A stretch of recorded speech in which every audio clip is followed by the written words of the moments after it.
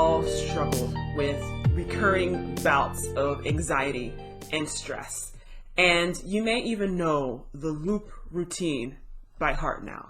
You know, you've had a long and stressful day, and even though the day is over and you're home, but once you get alone, and especially at night when your head hits that pillow, all the day's failures, you know, all the mistakes, all the awkward, bad conversations, the curse outs, the awful words, the fear, more than anything, the fear of the day, all rushes back to you. And as you lie there, just trying to get some sleep, these thoughts tend to play over and over again in your head, like a nightmare movie. And all the possible scenarios of your destruction come to life in very colorful, vivid, and creative ways over and over again. And that just keeps you up, you know, until the dawn finally arrives, and next thing you know, the alarm clock is going off and you're back at it again, just dreading another day. Okay? Does that sound familiar to you? Because it does to me, and I've been there before. Hi, I'm Keisha of New World Tarot, and thank you for tuning in today. So this Wednesday, December 11th, marks a new full moon in the Northern Hemisphere. And the full moon is, of course, the apex. It's the peak. It's really the spectacular climax of the moon cycle. And this is the time of the moon's greatest power and potency. You know, when its soft light can illuminate our shadows and fears and really give power to our intuition, our imagination, and our emotional health. This full moon arrives in the sign of Gemini. And Gemini is, of course, the sign of the twins. It's often associated with communication and is very much a sign of the mind.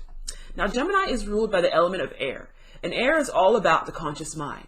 It's about everything that, you know, goes on here, including our decisions, our judgments, and our rationale.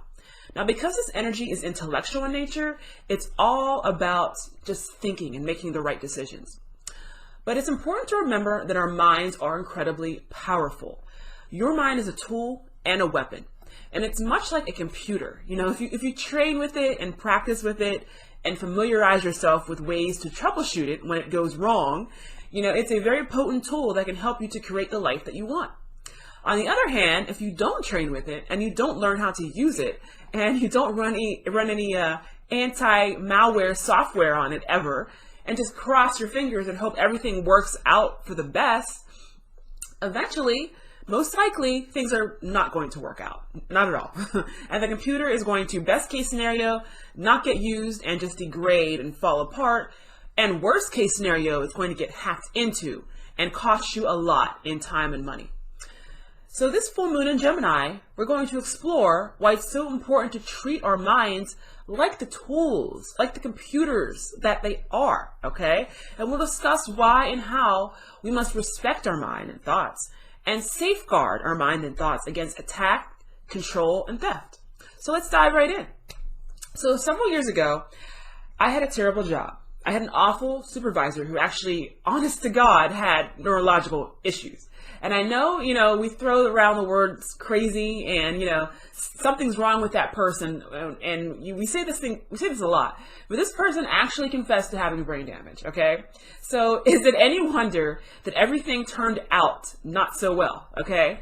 So anyway, this was not a good job for me, and I tried hard to do it well. It was very stressful, and my supervisor at the time only exasperated the situation by being very unreasonable, cruel, and exhibiting strange and nasty mood swings. And within a few weeks of this, I was, you know, crying at least a few minutes every day and having a lot of anxiety, like every time I returned to work. So within a few months of all of this happening, something strange started happening to me and to my body that never happened to me before. And I started really waking up in the middle of the night, like feeling like I was going to die. I mean, you know, and if you're familiar with the tarot, it looked a lot like this. Okay? That was what I was experiencing at night. And it was not a good situation. And I suddenly had these crazy heart palpitations. Like, it literally felt like I was dying. And I wasn't sure what the hell was wrong with me. And I remember crying and sobbing and just being so damn scared, you know, while my boyfriend would just try to help me the best way he could. And it would keep me up all night for several nights until exhaustion alone, you know, in the early hours of dawn just forced me into unconsciousness. And it got so bad, he gave me some old medication he still had from a while ago that did help. And, but it helped in the fact that it just kind of sort of turned my thoughts off, very unnaturally. And it really stopped me from caring, that I was having these issues. And after this went on for 2 nights in a row, I went to the doctor. And my doctor asked what was really going on in my life. And I started talking about my job and just crying, of course, because anytime I brought it up, I couldn't help but start crying. And my doctor just kind of shook her head and was like, oh, well, that's it. And I was like, what do you mean? I'm like dying here. Something's wrong with me. What, can you help me out here? And she was like, it's the stress and anxiety. You're giving yourself panic attacks. And I was like, what? I had never had a panic attack in my life before then. So I had no idea, that's what it would be like. I thought literally panic attack meant just being scared. And that was it. How naive I was, but it feels like death. And, that's some crazy, powerful shit. And what was even crazier? The fact that when I thought about this, that my own mind orchestrated all of this. My own mind turned outside influence and my own fears, and it put them together into this nightmarish concoction that turned my own body against me. My mind actually changed my whole body system. And that's crazy, right? Your mind is so intensely powerful. So she offered me medication to deal with it. And it was the same as the one that I had already tried. And I hated that medication. I hated the way it made me feel. And it just kind of turned my thoughts off enough that I even didn't really care. That made me feel very flat and empty. So, I refused, and I said I knew that this wasn't going to work for me. It wasn't going to be a long-term solution. And I kind of, went forward with that. But, I couldn't just quit my job either. I couldn't quit cold turkey. So I knew I needed to do something, because I was still having, when I went home, and this following night, I was still having these palpitations at night, and sometimes a little during the day as well. So I started to up-level my meditation. At that time, I had been doing meditation already. It was something that I definitely was a fan of. But I was doing it sporadically here and there. I would do it for twice a week, for 10 minutes each, which was still helpful. But, it wasn't what I would call a daily practice at that time. But this event in my life changed everything. And, even though at the time, I believe in the power of meditation, but I stepped it up. And I really went on the meditation offensive. And I made it a daily and sometimes even a nighttime practice with the clear and focused intention of really healing my body and my mind. And, I actually looked up and researched the actual neurological and physical causes of anxiety and panic attacks. And when I meditated, because I had researched kind of what fired when that happened, when I meditated, I imagined and visualized those parts of my mind and body that activated. I imagined it being healed and just physically transforming for my greater good. And I set my body daily doses of love on top of this. I set my body daily doses of compassion, of gratitude, of peace, of just thanking my body for being there for me and just loving it and, sending gratitude and thanks as well. And I'll tell you, within a week of committed visualization and meditation towards healing and transforming myself and lifting myself from this anxiety situation, and nothing else had changed. I still worked at the same damn place, I still had the same problems, but the anxiety alleviated and the panic attacks stopped. And I started sleeping again through the night, all right? And no more heart palpitations. So I bring this up because I want to talk about when we do experience aggressive anxiety and stress, what's happening? Where is this coming from? And what could be happening is we've lost control of our minds, the power of our own minds. And the combination of negative outside forces, or outside forces that we foresee as being negative, and internal fears, sort of coming together, both of these coming together can create a hellish combination that can really, really wreak havoc with our minds and with our bodies, because our minds and our bodies are connected. So if you are struggling with anxiety and stress, and you feel, if you've actually lost control of your conscious mind, it's important to just remember you have allowed both Number one, events in the outside world that you may or may not be able to control infiltrate your mind, and your own fears to really take control of your mind. And when that happens, your mind and thoughts can actually sort of turn on itself. Now, this is not a natural order. This is not the way things are supposed to be. This is not how your mind is supposed to work. But it is often very much a side effect of living in our society. So when that happens, your best interest cannot be achieved. Best case scenario, you'll end up frozen with paralysis and unable to move forward. You know, in worst case scenario, you'll delve even deeper into fear and even self-destruction. So you need to get a hold of your thoughts and really restore proper order, okay? So I'd like to take a quick second to really talk about a tarot card. And I actually showed this one a little bit ago.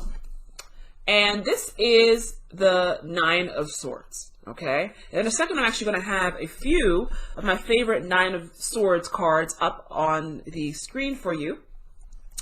So the Nine of Swords, all right? So this is probably one of the most powerful cards in the tarot. And the imagery is extremely powerful, and it leaves nothing to the imagination, really, you know? And it's so powerful that I find most contemporary Waite-Smith-based decks retain a version of the original imagery. Okay, because it's so powerful. And down below on the bottom row, we have the original Rider-Waite-Smith Nine of Swords.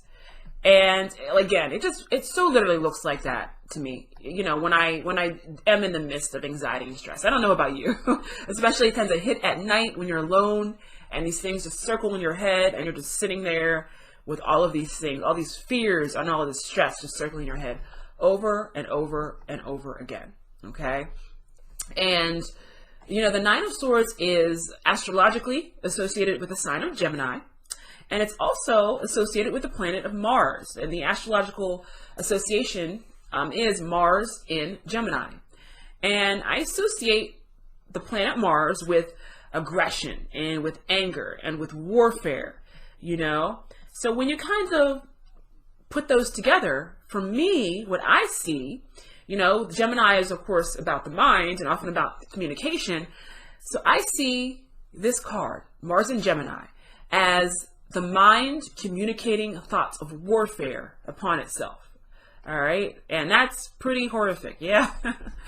All right. So in the top row, above that, we have from the Fenestra Tarot, which is one of my favorite tarot decks right now that I've been working with.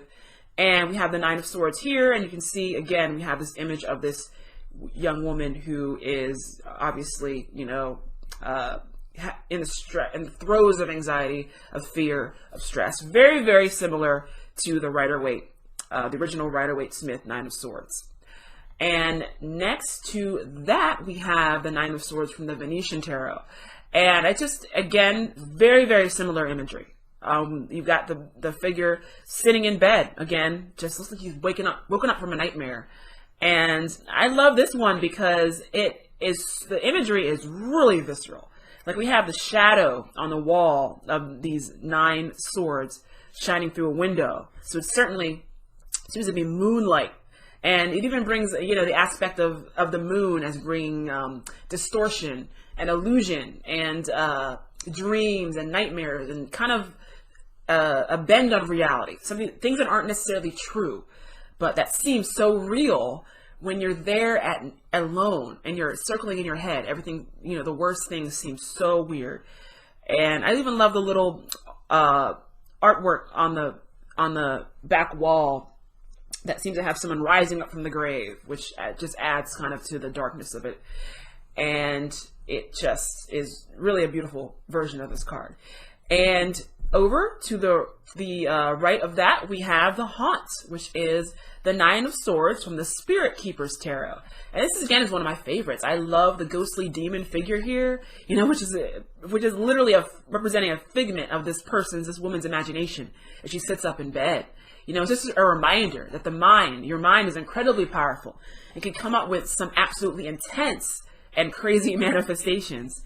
And again, what I love about the Spirit Keeper's Tarot is we have the astrological deacons up top on the corner of the card. We see Mars in Gemini in the corner. And finally, on the end there, we have what is deceptively one of the most gentle versions of this card that I own, which is the Nine of Air from the Herb Crafter's Tarot. And in this deck, it's symbolized by pomegranate. In this deck, of course, each card has a certain herb or tree or a plant. And in Greek mythology, pomegranate is the fruit that sends Persephone to the underworld. Okay, and what side of nightmares and anxiety that this card is kind of bringing up? It's all about showing love and mercy and healing to yourself during a hellish experience.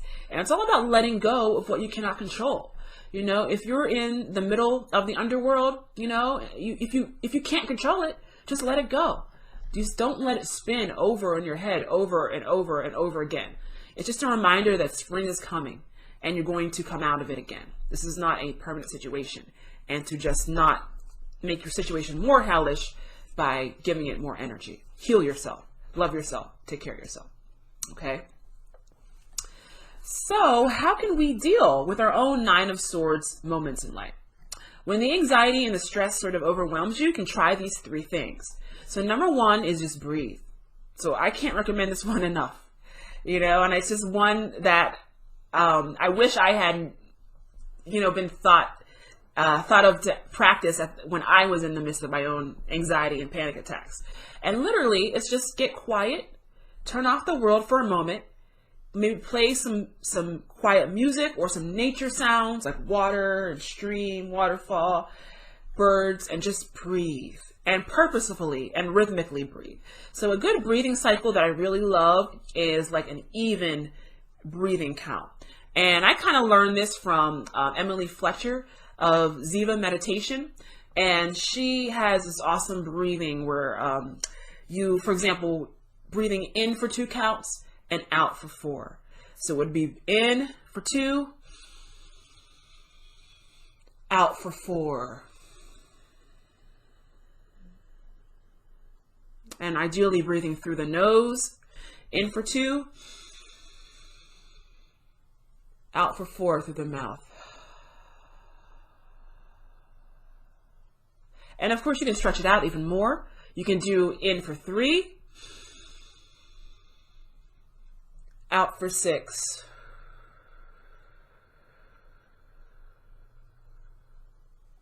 Okay, and just going to do that over and over. And this will just help slow things down and just regulate your mind, your body, and your systems. Because remember, everything is connected. So your breath, you know, your intention will follow your breath. Your brain will follow your intention. Your body will help to follow all those things. And just it's very important to just get yourself back down, you know, out of this, and back down, calm again. All right. So number 2 is to dwell in the present moment. You know, so often, you know, the very hellish Nine of Swords is about the past and the future.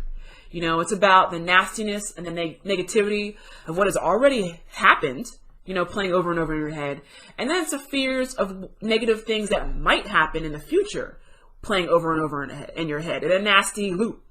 And to get out of that, dwell in the present moment. Ask yourself, am I okay right now in this moment? And the answer is actually likely yes. Okay? It's actually highly likely that what's stressing you is actually something that has already happened and something that you fear may come to pass because of it.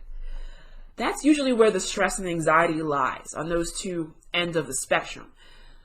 The way to kind of get yourself out of that is to pull into the present moment and ask yourself, are you in actual danger right now?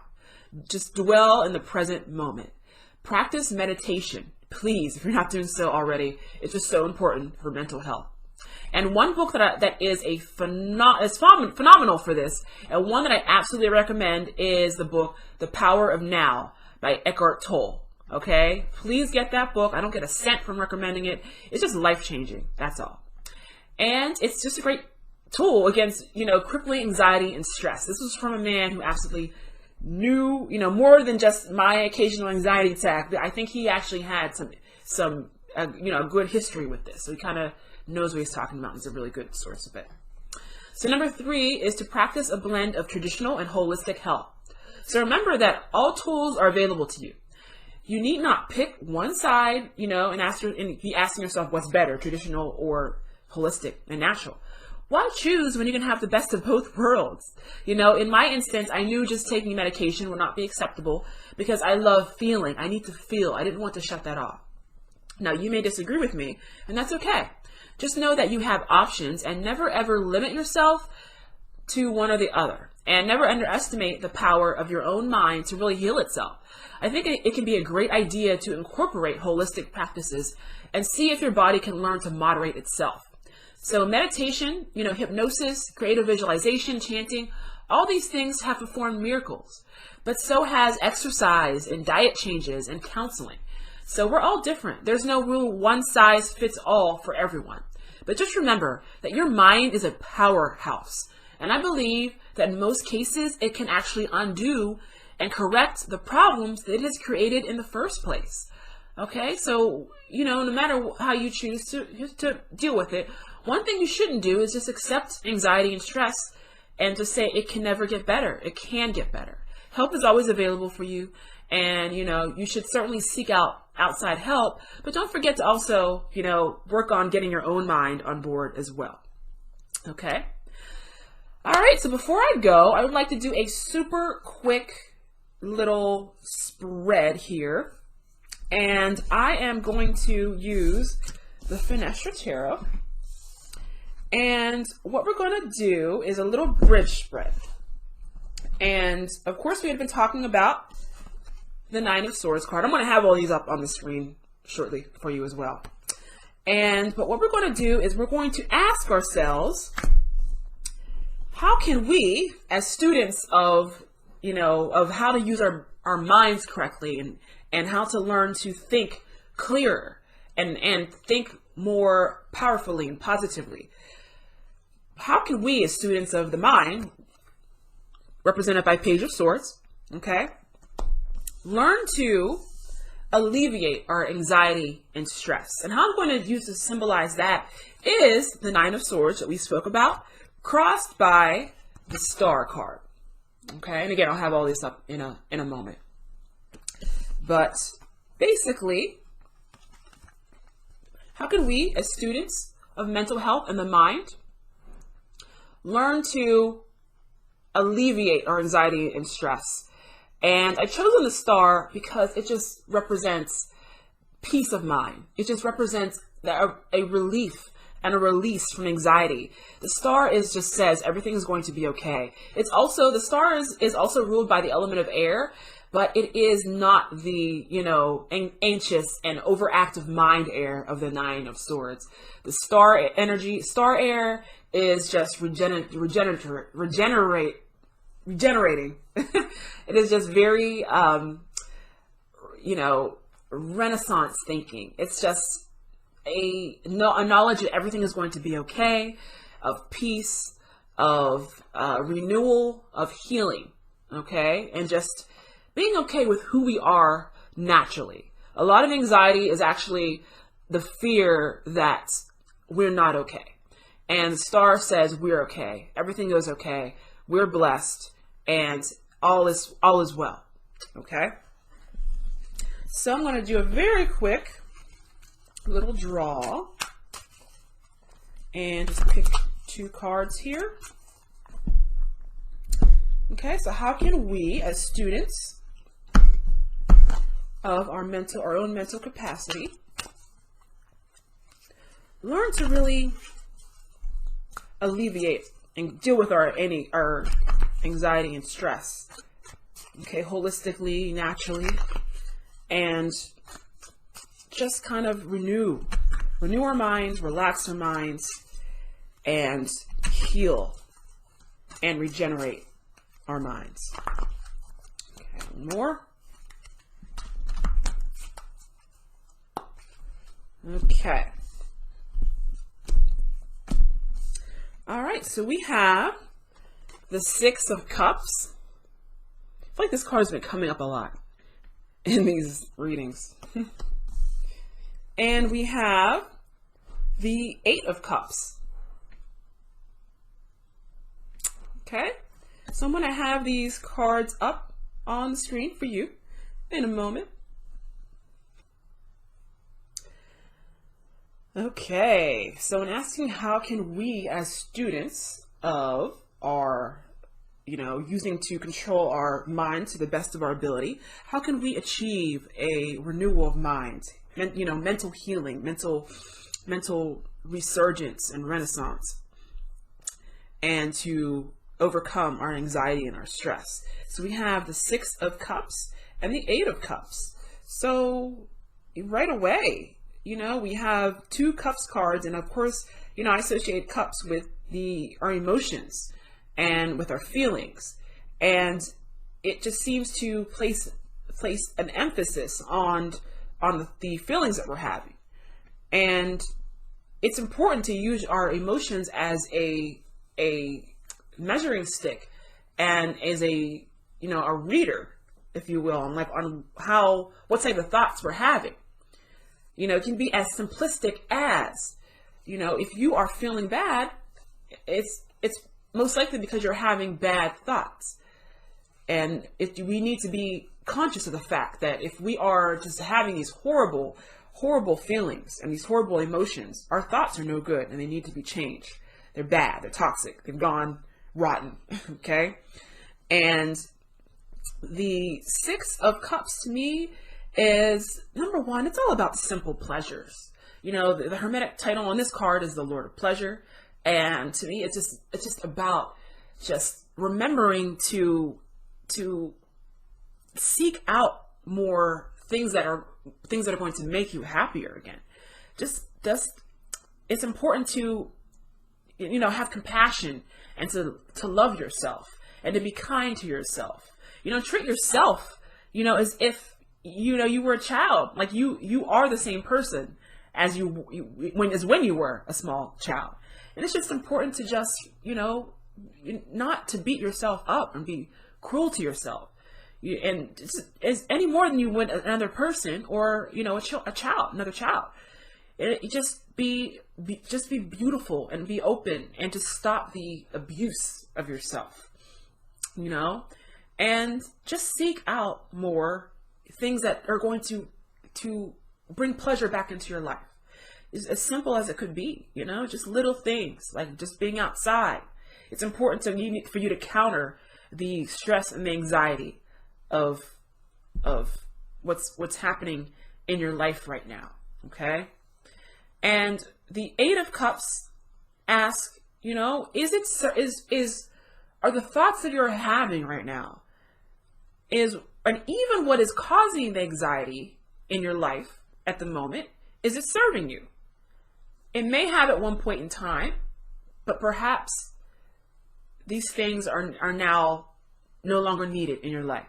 And if so, you may need to make some changes. You may need to make some movement in your life. You may need to move away from what has been either the cause of the anxiety, if possible, if it no longer serves you, or if you can't do that, or if, that's not necessarily going to change things. You need to deal with the thoughts themselves.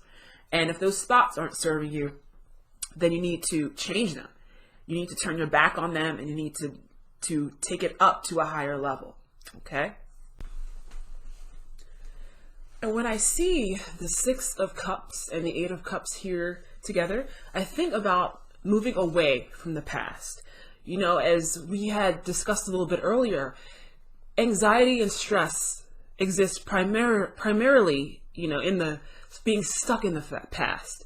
And also, as well, a focus on negativity in the future. But a lot of it is being generated from things that have already happened that we can't control. And this is about letting go of what has already happened. You can't change it. There's no point in obsessing about it. You have to let it go, and you must move forward. Obsession over the past is no longer going to serve you. So here we have moving away from the past and into the bright future. The star to me is a sign, a card of the bright future. This is a card associated with air, but also with the sign of Aquarius to me, which is all about, humanity's brightest future, the brightest possibility. And we have to let go of what's no longer serving us, that looping of things playing over and over in your head, and move away from that and embrace a bright future that's the truth of you. Okay? Nothing, all the negativity and then the nightmarishness is the shadow side of the mind, and that's what your mind is concocting, with its dark side of its imagination. But your truth is so much brighter than that. And that's what I think our bright future, your bright true future, is what I associate with the star card. All right, so I want to thank you so much for joining me today for this full moon in Gemini vlog, and I wish you a wonderful rest of your December. We'll meet again for the winter solstice, and until then, just be safe, be happy, be blessed, be happy more than anything. Okay, and we will see you then. Thank you, take care, and bye.